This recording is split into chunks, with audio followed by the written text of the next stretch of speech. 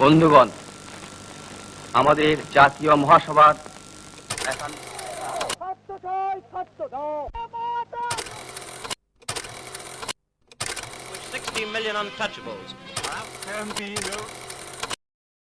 একদিকে মহাত্মা গান্ধী, যিনি পৃথিবীকে শিখিয়েছিলেন অহিংসা, অন্যদিকে নেতাজি সুভাষচন্দ্র বসু, যিনি ইংরেজদের রক্ত হিম করে দিয়েছিলেন।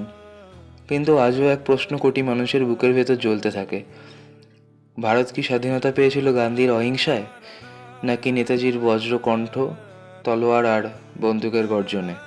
আজ আমরা খুলে দেব ইতিহাসের সেই গোপন অধ্যায়। দেখব দুজনের পথ, প্রভাব, আর তারপর ঠিক করব আসল মুক্তির নায়ক কে ছিলেন।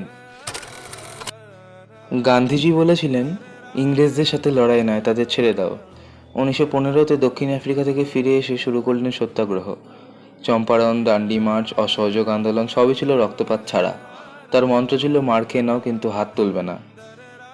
কিন্তু 1942-এর ভারত ছাড়ো আন্দোলনের পরও ব্রিটিশরা ভারত ছাড়েননি। গান্ধী জেলে গেলেন, হাজারো মানুষ মরল, কিন্তু স্বাধীনতা তখনও স্বপ্নের মতো দূরে। তাহলে কি গান্ধীর পথ আসলেই কার্যকর ছিল, নাকি ইংরেজরা সেই পথকে সুবিধামতো ব্যবহার করেছিলেন? নেতাজি সুভাষচন্দ্র বসু খোলাখুলিভাবে জানিয়ে দিলেন, এই পথে চলা যাবে না। 1939-এ কংগ্রেস ছেড়ে দিলেন।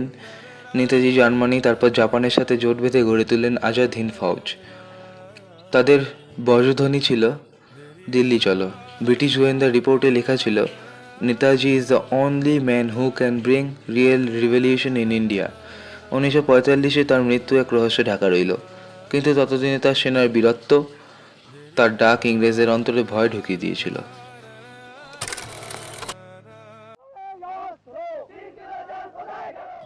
1946-এ ভারতের ব্রিটিশ গভর্নর নিজেই বলেছিলেন, we are not leaving India because of Gandhi, we are leaving because the Indian navy, army and air force are now revealing.